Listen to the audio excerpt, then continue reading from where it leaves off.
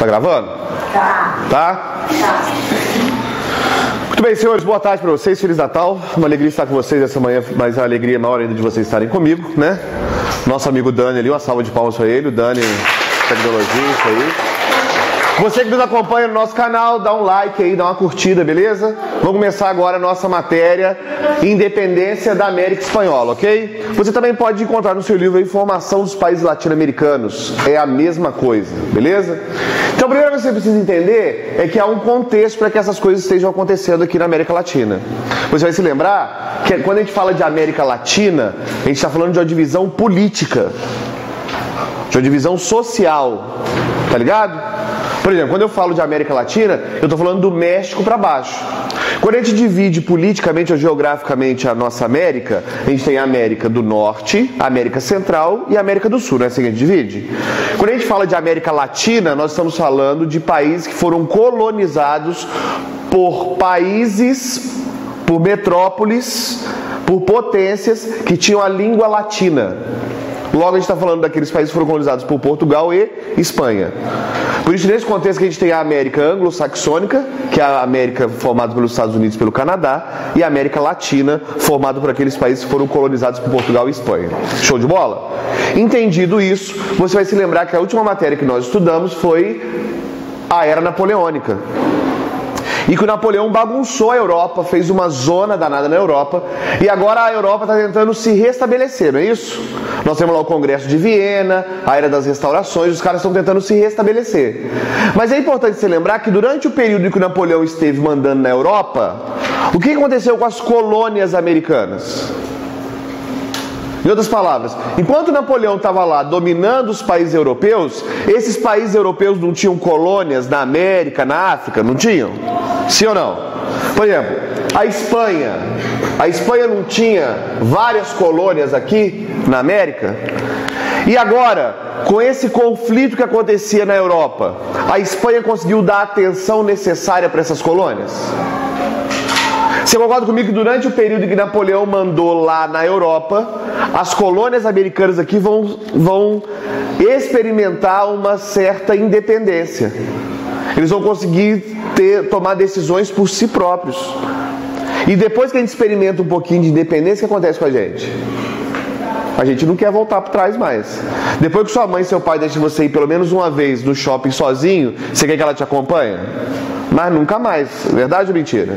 Então depois que a liberdade chega, que o gostinho da liberdade chega, você não quer mais voltar atrás. É o que vai acontecer com a América Latina agora, beleza? Ou América Espanhola, perdão, América Latina não, porque nós vamos ver a parte da América Espanhola, ok? Dá um toque aí, Dani. Vamos ver aqui então o que vai acontecer. Processo de libertação das colônias espanholas, beleza? Vai acontecer entre 1810 e 1830. Quais são os fatores? Vamos colocar aqui causas. Então, quais são as causas? Primeiro, a gente tem uma crise no antigo regime. Lembrando aí, o que era o antigo regime, galera? 3 aspectos do antigo regime. Quais eram? Mercantilismo, absolutismo, forte poder da igreja. Então esse antigo regime, sustentado nesse tripé, vai entrar em crise, beleza? Como esse sistema entra em crise, nós temos aqui novas ideias, principalmente o iluminismo. Aquelas ideias iluministas que surgiram lá na França, que fizeram a Revolução Francesa, que fizeram a Revolução Americana, que influenciaram a Revolução Inglesa, mais a Revolução Industrial, todos esses fatores vão chegar também na América. Por quê? Tem gente que sai lá da Europa e vem pra cá, pra América. Então essas ideias vão chegando aqui, e os caras vão gostando dessa ideia, e vão dizendo assim, poxa cara, essa ideia de liberdade, de igualdade, essa ideia é uma ideia de que o povo deve governar a si próprio, essa ideia que o povo deve se libertar da opressão de outros povos, essa ideia é uma ideia bacana. Então isso começa a tomar corpo e começa a tomar vulto e lugar, beleza? Nós vamos ter as guerras napoleônicas, a Espanha vai ser invadida, a Espanha não concorda em ser invadida, então vai haver uma guerra civil na Espanha e as colônias vão ser menos fiscalizadas durante esse período. Pode ir, Dani? Isso aí. Revolução Industrial e a doutrina Monroe, que eu já falei para vocês, que é a América para os americanos. Os Estados Unidos, lá no Congresso de Viena, lembra 1815? Os Estados Unidos mandam um recado para a Europa. Porque a Europa, os reis europeus se estabelecem ali no Congresso de Viena e promovem um negócio que chama Acordo para o Equilíbrio Europeu. Eles voltam os territórios das nações europeias aquilo que era antes de Napoleão chegar.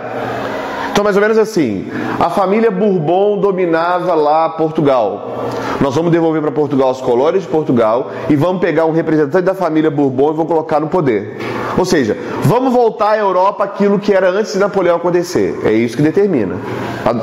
Só que os Estados Unidos daqui, que já é uma nação independente, uma nação em desenvolvimento, uma nação que busca sua industrialização, ela olha para a Europa e diz assim, mano, presta atenção para vocês aí uma coisa. Vocês podem fazer o que vocês quiserem aí, mas de hoje em diante, a América é para quem? Ou seja, nós não vamos admitir que aqui na América haja mais intervenção da Europa. Eu prometo que eu não vou botar a mão aí, que eu não vou intervir em nada da vida de vocês aí. Mas eu quero que aqui também vocês não metam o bedelho. Na verdade, o que os Estados Unidos estão fazendo, não é que eles são legais, bonzinhos, estão dizendo assim, poxa, agora nós vamos defender a América dos europeus malvados. Não é isso. O que os Estados Unidos está dizendo é o seguinte, a minha área de influência, a minha área de exploração é aqui. E na minha área de exploração ninguém bota a mão. Essa doutrina América para os americanos, na verdade, não é América para todos os americanos. É América para os norte-americanos. É América para os estadunidenses. Tá ligado? Show de bola? Então esse vai ser o contexto. Agora, quais são os fatores internos que vão estimular essa independência dos países da América Latina? Quais são os fatores internos que vão estimular que esses caras agora da América Espanhola decidam que não querem mais ser colônia da Espanha? Alguns fatores vão se destacar. Primeiro, o Pacto Colonial, ele retardava o desenvolvimento das colônias. Ou seja, como é que funcionava o Pacto Colonial mesmo, gente? Era que a colônia só podia fazer um comércio com a metrópole e tudo que ela fosse comprar tinha que ser da metrópole. Isso aí. Num pacto colonial, cara, é o seguinte, a metrópole, ela é o centro. O grande objetivo da colônia é dar lucro para a metrópole. Então, se eu fabrico sapato na metrópole, a colônia só pode comprar sapato de quem? Da metrópole. No preço que a metrópole quiser vender. E se eu estou lá na colônia, eu produzo banana, eu posso vender banana para quem eu quiser? Não, eu vou vender banana para a metrópole ou para quem a metrópole quiser que eu venda. E toda banana que eu vender, parte do meu lucro vai ficar com quem? Com a metrópole. Então, nesse pacto colonial, a metrópole ela vai ser privilegiada e as colônias vão ser... Então, você concorda comigo que esse crescimento comercial da colônia vai ser dificultado? Beleza? Então os caras que moram na colônia, que durante o período napoleônico vão experimentar um pouquinho de liberdade, vão poder vender produtos. Por quê? Durante o período que Napoleão está no poder lá na Espanha, a resistência espanhola quer que o imposto seja enviado para a Espanha? Vou repetir minha pergunta que ficou confusa, não ficou? Então vou repetir de novo. Napoleão dominou a Espanha. Mas a Espanha não tem um monte de colônia na América? Não tem? Essas colônias não pagam imposto? Se a continuar enviando imposto lá para a Espanha, quem é que vai receber esse imposto agora? O Napoleão, porque o Napoleão está dominando a Espanha. Então, as colônias vão continuar mandando imposto para o Napoleão? Não vão. O que esse imposto vai fazer? Vai ficar na colônia e vai ser investido na colônia. E agora, durante esse período napoleônico, inclusive, as colônias espanholas vão poder comprar produtos de outros países que a Espanha não permitiu. Olha só, o gostinho da liberdade. Esses caras vão chegar agora e falar assim, mano, é nóis, não quero mais ser mandado. Então eles vão tentar primeiro um novo pacto colonial. Vamos tentar aqui, ó, Espanha, vamos tentar dividir o osso. A gente não quer meter o pé na bunda de vocês logo não, mas vamos tentar. A Espanha vai aceitar isso? Não. Por que não? Porque mano, ela tá endividada. Olha só, ela acabou de enfrentar uma luta contra o Napoleão. Guerra é barato? Guerra é caro, mano. E agora nessa batalha que ela enfrentou, ela precisa de dinheiro. O dinheiro dela vem de onde? E agora que ela mais precisa de dinheiro, ela vai liberar o imposto dos caras? Não é uma ova. Eu quero mais imposto, eu quero mais grana, eu quero mais dinheiro. Isso vai gerar uma desigualdade social muito grande. Por quê? Pode pular, Dani. Não, então eu vou voltar aqui porque não falou, beleza? Corta aí pra nós, dá pausa, isso, só volta, Dani, volta no outro, esse aí. Como é que funcionava, então, cortando 5, 4, 3, 2, 1, como é que funcionava a nossa querida sociedade colonial espanhola? Se você precisa gravar, tá bom? A sociedade colonial espanhola, ela funcionava assim, ela tinha 3 grupos sociais. Ela tinha um grupo que chamava de chapetone. Ela tinha um grupo que chamava de criollos ou crioulos. E ela tinha um grupo aqui que era formado por mestiços, indígenas, que era aquela galera do baixo, galera ali que era tipo você aí, né? Tipo o nosso homem ovelha ali. Então olha só, nessa sociedade então nós tínhamos uma diferenciação social muito grande. Por quê? Quem eram os chapetones? Chapetones eram os espanhóis. Os espanhóis, a gente vai chamar esses espanhóis aqui de espanhóis europeus. Mas professor, que idiotice, o espanhol é europeu mesmo, não é? Mas esse chapetone é o espanhol que vinha da Europa. É aquilo que a gente chama de espanhol puro sangue. Ou seja, era o cara que era espanhol e havia nascido na Espanha. Ele veio da Espanha para a colônia. Só que você há de concordar comigo que esse cara que veio da Espanha para a colônia, ele vai passar a morar aqui, e quando ele morar aqui ele vai constituir família. Correto comigo? Ele pode constituir família com uma nativa, que a gente vai chamar de indígena, não é? E nesse caso, se ele constitui família com uma nativa, ele vai ter um filho, e esse filho vai ser chamado de mestiço, que é a mistura do espanhol com o nativo. Show? Ou ele pode trazer uma esposa espanhola e casar com uma espanhola aqui. Ok? Só que se o filho desse espanhol nascer aqui na América, ele não vai ser chamado de chapetone. Vai ser chamado de quê? Crioulo. Então o crioulo é o filho do espanhol nascido na América. Inclusive, por que ele tem o nome de crioulo? Você percebe que a palavra crioulo ela é uma expressão pejorativa? Quem é que chamava esse cara que nasceu aqui de crioulo? Aliás, hoje, no nosso cotidiano brasileiro, quando o sujeito quer ofender um sujeito que é negro, por exemplo, ele não costuma chamar ele de crioulo? Preto, crioulo, macaco, não é assim que fala? No intuito de ofender. Então você percebe que essa palavra ela tem um cunho quê? Pejorativo. Há alguns historiadores que defendem a ideia de que essa palavra crioulo ela vem por quê? Porque os caras que nasciam aqui na Europa, os caras que nasciam aqui na América Espanhola, eles tomavam mais sol, concorda comigo? Então se você pegasse um espanhol e um filho de espanhol nascido na América, quem teria a pele mais escura? O filho de espanhol nasceu aqui. Por quê? Porque a incidência de sol é maior, porque ele vai... Então a ideia de crioulo é esse, ou seja, moreno, aquele cara que é mais coradinho, aquele cara que ficou mais escuro pela ação do sol.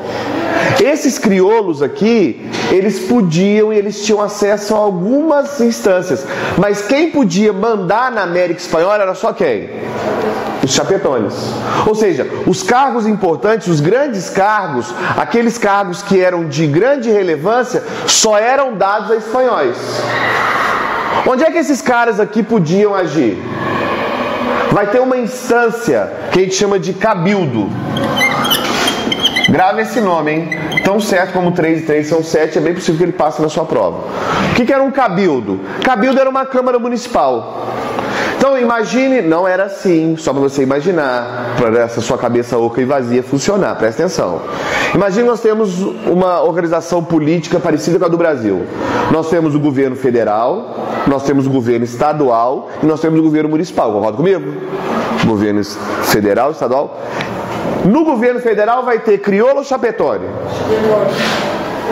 Vou repetir. No governo federal tem crioulo ou chapetone? Óbvio, só chapetone. No governo estadual tem crioulo ou chapetone? Só chapetone. E no governo municipal? Aí tem crioulo. Então o cabildo é como se fosse uma Câmara Municipal. Para que serviu o cabildo? Para tomar decisões, organizações assim, decisões locais. Do dia a dia, na vila. Só que, mano, presta atenção numa coisa aqui. Olha o tiro que a Espanha dá no pé. Quem é mais próximo de você, o vereador ou o deputado? É óbvio, né não, gente? É ou não é? É mais óbvio do que óbvio, não é? Quem é mais próximo de você? O deputado ou o vereador? Então quem é que tem mais relação e mais influência sobre você? O vereador. Então presta atenção aqui, mano. Presta atenção. Durante o período, principalmente napoleônico, os cabildos vão ter grande importância. Por quê? Quando a população ficou sem uma liderança, quem é que assumiu a liderança nas regiões locais? Os cabildos. E os nossos crioulos aqui, então, vão ganhar o quê? Importância. Então presta atenção, mano. Os crioulos têm toda a intenção e todo o interesse agora em fazer uma revolução. Por quê? Quem manda na América Espanhola? Os espanhóis. Mas agora os crioulos podem ter uma força, podem agir, podem inclusive fazer um reino, um governo e um país que eles vão mandar. Então quem vai ser, qual grupo social vai ser o grupo que vai capitanear, ou seja, que vai tocar, que vai dirigir, que vai puxar o bonde da independência espanhola? Os crioulos. Todo mundo ligado nisso aqui? É lógico que eles vão ter o apoio de quem? Mestiços, indígenas e dos escravos, tá certo? E vão ter o apoio da população. Inclusive também alguns chapetones, poucos, mas alguns chapetones vão embarcar, porque também entenderam que vai ter mais dinheiro. Se você assistir um filme que chama Zorro, a marca do Zorro, com aquela mulher feia, horrorosa, viu, meu amor? Tô chamando ela de horrorosa. Catherine Zeta-Jones, Eca. Aquela mulher horrorosa. Mas você vê aquele ambiente que o Zorro acontece, é esse ambiente aqui. É um ambiente onde as independências dos países latino-americanos estão acontecendo. Você vai se lembrar que o Zorro está lutando contra a opressão, tem o vice-reino, porque é assim que a América era dividida. A América era dividida em vice-reinos e capitanias. Os vice-reinos eram os lugares onde tinha a exploração de ouro, onde a exploração comercial era mais importante, e as capitanias eram o lugar onde a importância comercial era menor. Beleza? Ok até aqui? Então agora nós vamos estudar dois casos de independência, que são muito figurativos. Nós vamos ter um monte de independência aqui, tá, gente? Mas nós vamos estudar dois casos. O primeiro caso é o caso do Haiti. Pode pular. Por que a Revolução do Haiti é tão importante? Presta atenção. Qual é a relevância do Haiti no mundo? Mano, o Haiti, inclusive, é um dos países mais pobres do mundo. O Brasil, inclusive, esteve lá no Haiti, não foi? Uma missão de paz do Brasil, ajudando lá. O Luciano Huck, inclusive, foi lá ganhar audiência no Haiti, não foi? Fazendo um programinha lá, não foi? Mas por que o Haiti é tão importante? Presta atenção, cara. Esse caso do Haiti foi um caso excepcional. Presta atenção. Nesse momento aqui da Europa, da América, nós temos um grande contingente de escravos. Só para você ter uma ideia, daqui a pouco nós vamos estudar o Brasil. Em 1808, no Rio de Janeiro, de cada 10 cidadãos, entre 7 e 8 eram escravos. Na América Espanhola não era muito diferente. O Haiti, então, era um país que tinha uma grande maioria de escravos. E por que a independência do Haiti é diferente? Porque no Haiti, diferente dos outros países da América Latina, quem vai fazer a independência são os escravos. Ou seja, não é uma elite burguesa, não é um grupo social... Não. Os escravos vão fazer a Revolução Haitiana. Deixa eu dizer pra você, galera. Esse cara aqui, o Toussaint de Louverture, ele é um escravo, mas ele é um escravo que veio da África, e lá na África ele já era um sujeito que tinha uma liderança. Porque a gente tem a impressão que todo escravo africano que veio para a América era um pobre coitado. Não. Lá na África foram escravizados reis, príncipes. Cara que lá na África tinha uma posição privilegiada.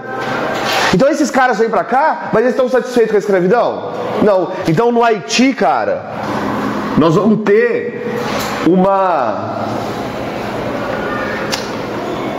um caso excepcional. Nós vamos ter uma independência feita por escravos. E olha só, quando esses escravos fazem a abolição da escravidão, eles se rebelam, declaram a independência do Haiti, que foi uma colônia francesa e depois uma colônia espanhola. Quando eles declaram a independência, eles vão matar senhores de escravos, eles vão chacinar muitos dos burgueses e dos caras que governavam o Haiti. Boa parte da burguesia e da nobreza teve fugido do Haiti. Foi assim, uma carnificina. E olha só qual é o problema do Haiti. Pensa comigo, mano. Se todos os escravos da América resolverem fazer uma revolução como o Haiti fez, os caras têm condição de parar ela? Porque quem é que tem a maioria de pessoas? Quem é a maior parte da população? Escravo, mano. E se os escravos resolverem que é dia deles se decretarem a sua independência e abolir a escravidão, quem é que segura eles? É mais ou menos a gente aqui no Brasil. Se a gente decidir do dia para a noite, de agora para amanhã, que a gente quer um novo governo, quem é que segura a gente? O que os nossos governantes não deixam é que a gente tenha essa consciência do poder que a gente tem. Porque o dia que a gente tiver a consciência do poder que a gente tem, eles não fazem o que querem com a gente. Por exemplo, o absurdo de um senador custar o equivalente a 600 professores. Como é que um senador pode custar o equivalente a 600 professores? Como é que um juiz pode ter uma casa própria e ainda assim receber um auxílio moradia? Porque auxílio moradia é para quem não tem casa. Mas por que a gente deixa essas coisas acontecerem? Porque a gente ainda não teve consciência do poder que a gente tem. Lá no Haiti os caras tiveram consciência. E o que eles fizeram? Tiro, pancada e bomba, mano. Então podia deixar isso acontecer?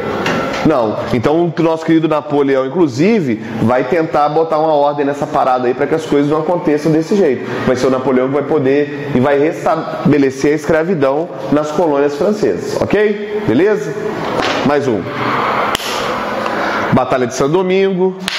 Aí, escravos, governo popular. Vai mais um. Pode ir. Vai. Isso aí. Tá aqui, ó. A Sociedade Colonial Espanhola, tá bom?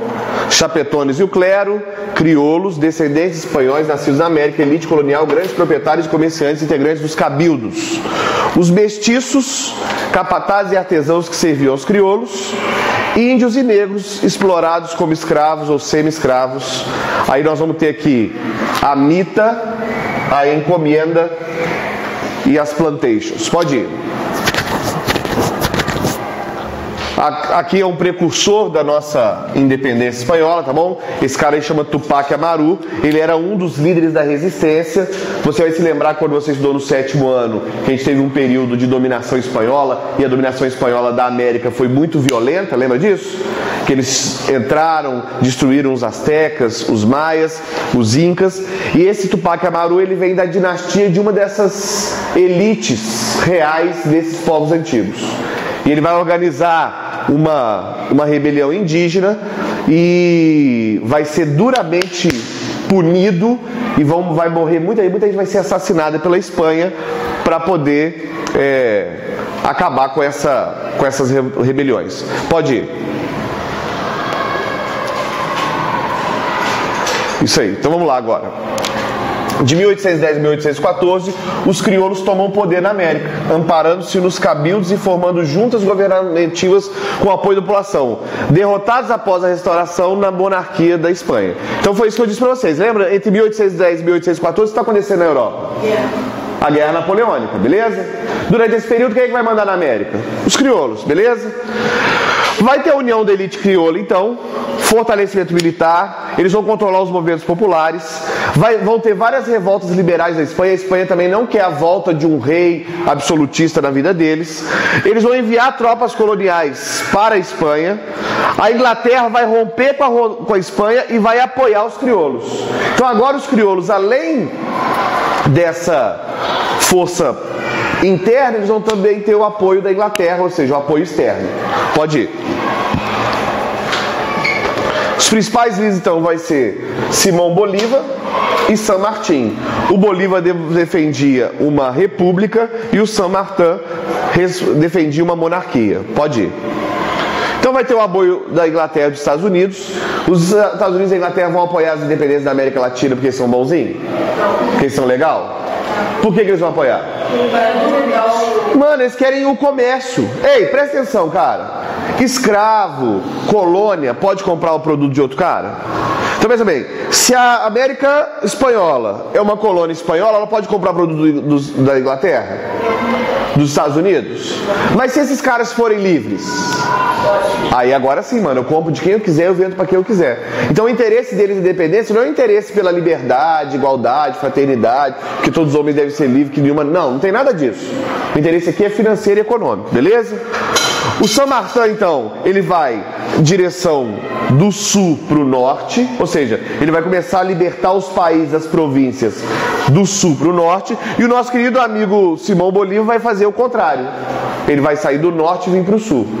Então, o San Martín vai vir numa batalha de uma frente que vai vir do sul para o norte e o Simão Bolívar do norte para o sul. Para quê? Para que a independência da América Latina se fizesse de uma maneira única, de uma maneira consistente, beleza?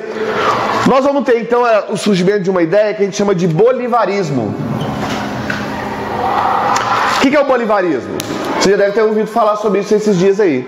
Quando a gente fala da Venezuela, do drama da Venezuela, muita gente tem falado do bolivarismo. O que é o bolivarismo? Você não sabe, né? Você também não, né? Mas você vai saber agora. Bolivarismo. O bolivarismo era uma ideia de Simão Bolívar, por isso chama bolivarismo. Simão Bolívar, um dos principais líderes das revoluções, das independências da América Latina, que defendia que agora que a América Latina, a América Espanhola havia se independido, ou seja, que agora que as independências haviam sido feitas, deveria ser formado um grande país. Beleza? Ou seja, nós precisamos de uma América forte. A gente precisa de um país forte para a gente fazer frente a todos os outros países. Em outras palavras, o que o Bolívar defendia era o seguinte: se nós nos fragmentarmos, se a gente deixar virar um monte de país pequenininho, se cada um fizesse sua independência sozinho, nós vamos nos tornar fracos. Agora, se nós nos unirmos e ficarmos como um país só, como uma grande nação, aí, cara, deixa eu dizer pra você, nós nos tornaremos uma grande potência. Tem lógica no que ele está falando? Sim ou não? Sim. Lógico. Lógico que tem lógica no que ele está falando. Cara, se nós nos unirmos, olha o tamanho da potência. Olha o tamanho do país que se formaria se toda a América Espanhola continuasse juntinha. Olha o tamanho do exército que eles teriam. Olha a força econômica que eles teriam. Olha só, os caras teriam força econômica, militar, política. Olha a influência que eles poderiam ter no mundo. Essa era a ideia do bolivarismo. Só que contrária a essa ideia era quem? A Inglaterra e... Por que os Estados Unidos e a Inglaterra eram contra o bolivarismo? Porque aí seria menos pessoas para comercializar deles. Mano, porque eles querem um país forte? Não, eles querem um país o quê? Então para eles era muito melhor que houvesse o quê? Um monte de paizinho fragmentado. Porque esse monte de paizinho fragmentado teria menos força política, militar e econômica. Show de bola? Mais uma para nós. Então olha só. Aqui estão as datas das principais independências, ok? Você vai ver que em 30 anos, mano, olha o que acontece em 30 anos. A gente começa aqui, ó, Haiti, depois a gente vai para Paraguai, Venezuela.